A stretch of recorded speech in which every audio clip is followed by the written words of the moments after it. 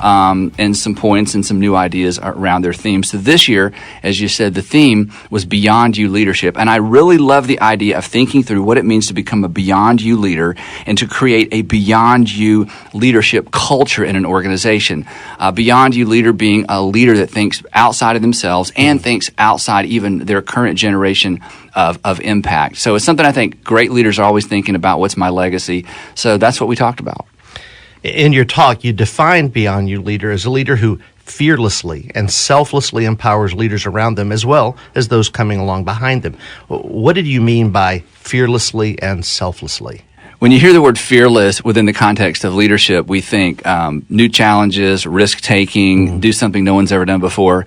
But when I talk about fearless within the context of being a Beyond You leader, I'm not talking about that. I'm referring to the fear that some of us feel when we look behind us and we see somebody coming along behind us that's from the next generation that we think might be better than us, more talented than us, better educated than us, further along than we were when we were their age. We're running along about 85 miles an hour. They're going 90. So there are these rear-end collisions. They keep asking all these pesky questions that are really good questions, questions that perhaps we should be asking.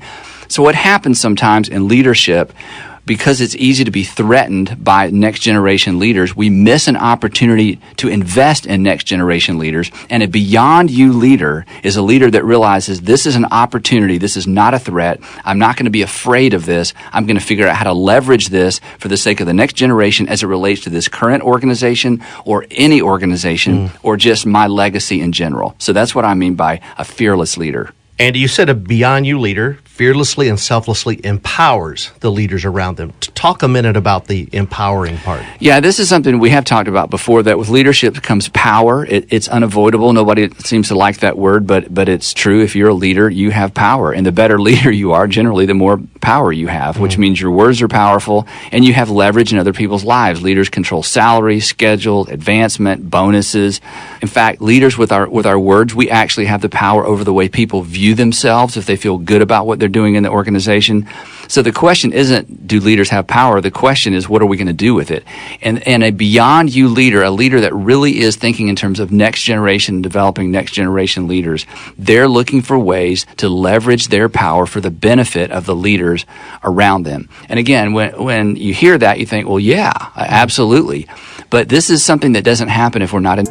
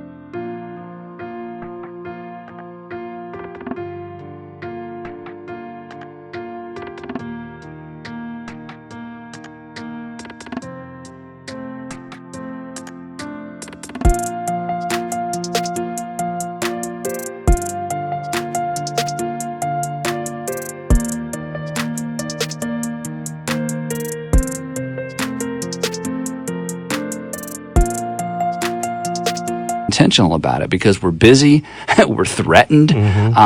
They're not doing it the way we would do it. What were they thinking? What are they thinking? But a Beyond You leader says, hey, I'm going to look for ways to leverage my influence to influence the generation that's coming along behind me within my current context, within my current organization. Andy, even though, as you said, Beyond You leadership is selfless, you also told your audience there is something to be gained.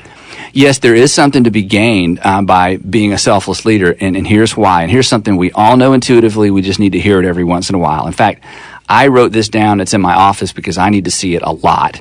The value of my life, or let's just make it general, the value of a life is always measured by how much of it is given away. The value of a life is always measured by how much of it's given away. We are reminded of this every time we attend a funeral. Every time we go to a funeral and a life is celebrated, what's celebrated? What's celebrated is generosity. What's celebrated is selflessness. We never celebrate accumulation. We never celebrate awards. We never celebrate what a person owns, we always celebrate generosity and selflessness. Generosity and selflessness makes our lives bigger and makes our lives more valuable. And at the end of our lives, that's what's going to be celebrated. So if you take that idea that no one would argue with, and then you look at your current work context and you ask the question, how do I add value to my own life by adding value to the lives of people around us, then for me, that's very motivating because I don't have time to do this. And in a few minutes, maybe we'll talk about some of the ways that you and I do this. There's never time. I never walk away from investing in our young leaders going, wow, that really helped me. There's no direct correlation. But at the end of the day, at the end of a career, at the end of a season, at the end of my life will be evaluated by how much of it was given away. So as leaders, a Beyond You leader is able to look at every leadership decision through that grid. And again, it takes us beyond ourselves and we become Beyond You leaders. Andy, that all sounds really good, but in day-to-day life, it's hard to keep that in focus. It is, and I think part of it is this: we celebrate generosity, but we generally don't celebrate generosity till the end, Right. But we envy accumulation. The thing that has my attention most of the time is what can I accumulate, and I'm not talking just about stuff.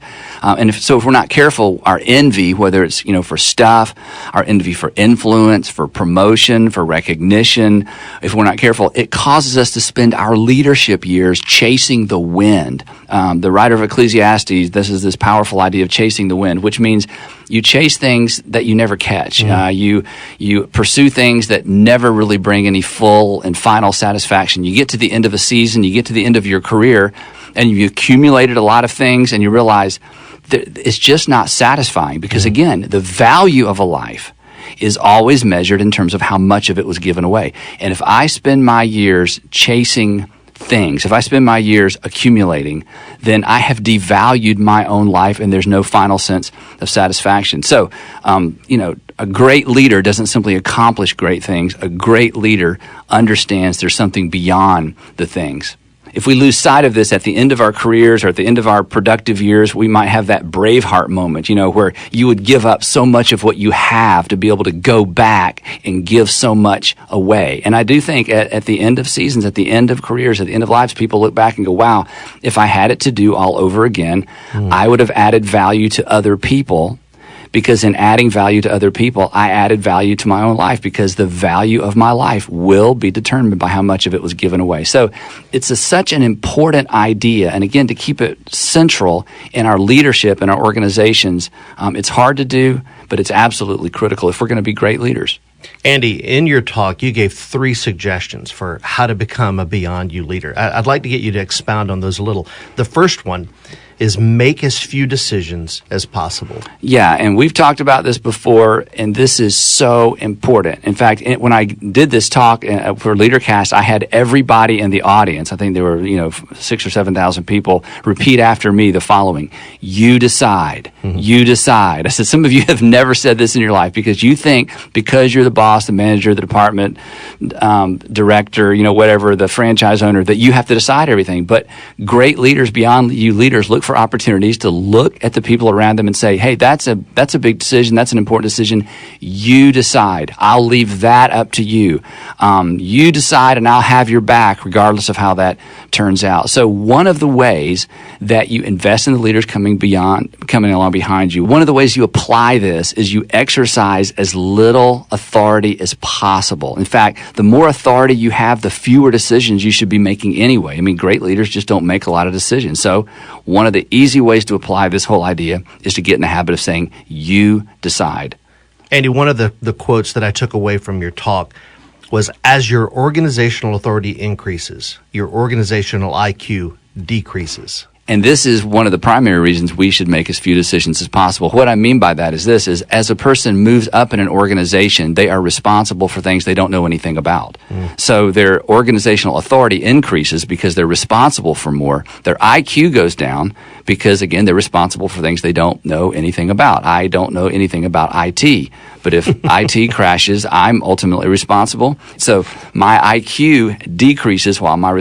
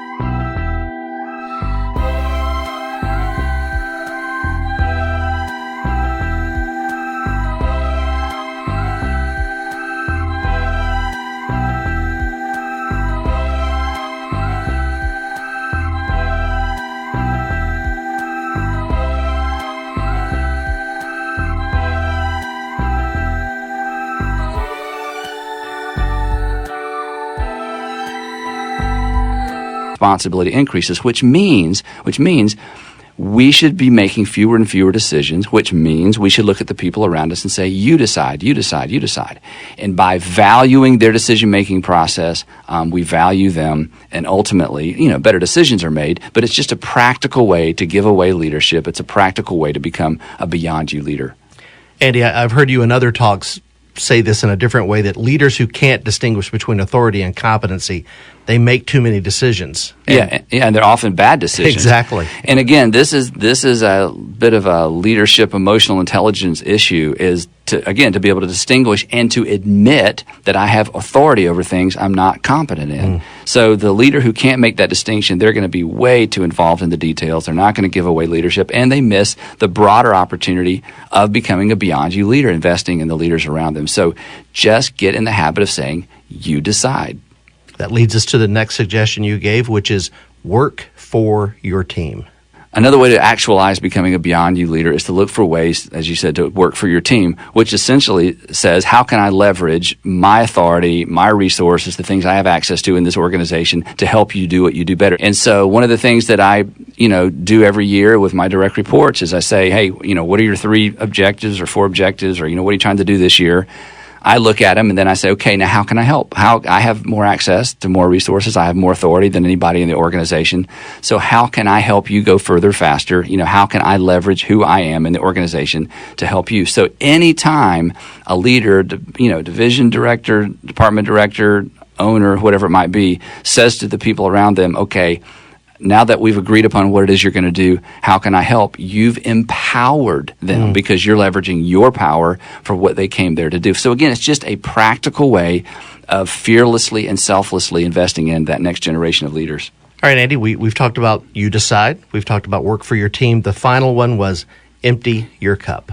Yeah, empty your cup is a word picture that we use here, and essentially the assumption is this: as a leader, I do not have what it takes to fill anybody else's leadership cup. My responsibility is to empty mine. This is perhaps the best opportunity a leader has and the most underutilized opportunity, because this takes time and it takes a little bit of intentionality. I tell our leaders all the time, you're smarter than you think you are. You know more than you think you know. You don't know what you know until you're talking to someone who doesn't know. And there are leaders and managers and young leaders in your organization, in many cases, that don't even report to you, that could benefit from what you know, but there's no opportunity to tell them what you know. So I say look for opportunities to empty your cup. For example, and one of the examples one of the applications I gave to that audience is, look, when you read something interesting in a leadership journal or, Forbes or whatever it is you read, and you think, wow, that was a good article on leadership, forward it to 4 or 5 of the sharp leaders in your organization. They don't even have to report to you. Say, hey, I just read this. I thought this was great. Read it, and I'll buy you breakfast. Pull them together and just walk through and talk through an article. You don't have to prepare anything, but within the context of that conversation, you're going to empty your cup into theirs. This can be formal, this can be monthly, this can be randomly. For me, I feel like my responsibility is to empty my cup into our public communicators. That's something that I'm good at, and I'll never fill their cup. They'll never do it the way I do, but I'm responsible for emptying my cup. But that doesn't happen unless I'm intentional and I create some opportunities for that. And every single leader listening can do this. If you just think about, and within the context of my work, my business, my schedule, how could I do that for young leaders? It's a lot of fun. And again, you don't know what you know, how much you know, until you're with people who don't know. And then you realize, wow, I really have accumulated some skill and some knowledge through the years. And, people are taking notes on what I'm saying. So don't miss that opportunity. It's better. It makes your organization stronger. And again, I just think it's our responsibility as leaders. Andy, at LeaderCast, you mentioned a man who was a real beyond you leader who regularly emptied his cup into your life. Oh, yeah. He's my hero, Charlie Renfro. I've been fortunate to have 2 or 3 people do this, but Charlie is the guy that came along at a critical time in my development as a leader. He was a gentleman that went to our church. I've never worked for him. He's never worked for me. For whatever reason, to this day, when I ask him, he just kind of shrugs. I said, Charlie, why did you take interest in me? And so he said, hey, let's have breakfast. That was it. Let's have breakfast. I went to meet Charlie for breakfast one morning in Atlanta on my way to work, and we started meeting every other Tuesday morning, just the 2 of us. I did not have an important job. I was not carrying any responsibility. He was in the outdoor business, the sign business, had 2 or 3 companies, 4 or 5 companies. He'd show up in a suit with cufflinks, knew everybody in the restaurant. I mean, he was the guy every guy wants to be. And he would walk in, and I've told this story so many times. He would sit down and he had this big ring, this gold ring, and he would slap it on the table, and he'd say, "Andy, what you working on big? What you working on big?" And I wasn't working on anything big. I was just trying to get kids home from Six Flags safely, and he was about to get on a plane and go do battle with New York bankers. What you working on big? And what that told me is, Andy, I think you can work on some things that are big. And so Charlie just poured into me. He didn't plan anything. We rarely read anything. He just told me stories, and I learned so many things about leadership listening to his stories. One of my favorite principles, I call it the 500-pound gorilla principle. Charlie recognized in me a tendency to avoid conflict. And so I would tell him what's going on at work, and he would interrupt me and say, no, don't. Look, you need to walk into his office. You need to sit down. You need to open the conversation. You need to initiate the conversation. I'm like, no, I was thinking I wouldn't even go to work today. I don't want to talk about this. And he'd say, no, you need to walk up to that cage and open the cage and let the 500-pound gorilla into the room. So it was just those kinds of things. It wasn't formal, but again, I learned so much from Charlie. He was a beyond you leader. There was nothing for him to gain from spending that time with me. And to this day, I quote Charlieisms all the time. I'm so grateful for Charlie Renfro. Andy, you also addressed in your talk an objection that could be going through the minds of some of our listeners right now, and that's the idea that, I'll start when I'm the boss. Yeah, and this is what we do, because again, we don't know what we know. We don't think we have time. Who am I? I'm in middle management. Nobody takes me seriously. But here's the deal. If you don't start this now, you will not start it later. And here's why, because you'll be in a really bad habit. You will believe that you got to where you are by hoarding rather than helping. You'll develop a pattern of, hey, now that I'm moving up through the organization, now that I have more responsibility, I didn't get here by helping the people around me. I didn't get here by investing in other leaders. I got here by hoarding opportunities and hoarding influence. So if you're in that habit, just because you own your own franchise, start your own business, run your own division or department, you will not suddenly wake up one day and say, now I'm in a position to help other leaders. You won't. You will continue in the habits that you developed as a young leader. And I think one of the great things that Charlie helped me understand was I could do for others what he was doing for me, even though I was in my 20s. So I did. In fact, I met in the same restaurant. I met with Charlie with a group of college students that were interested in leadership and interested in things I was interested in. And I didn't know anything, but I got in the habit of always looking behind to say, whose cup can I empty my cup into? So this was a habit. It's been a habit for years, and I think you can't start this too early. So don't use that as an excuse. Once I'm the boss, once people take me seriously, if you don't do it now, you probably won't do it then. Well, Andy, as we wrap up today's podcast, any final thoughts? Yeah, in conclusion, I would simply say if your leadership isn't all about you, it will live beyond you. If your leadership isn't all about you, it will live beyond you. If your leadership is all about you, it comes to an end when you come to an end. If it's all about hoarding influence and all about hoarding resources, when they bury you, your influence is buried with it. But a beyond you leader is a leader that understands the value of my life isn't what's happening right now. The value of my life is how much of it I give away. So this is something all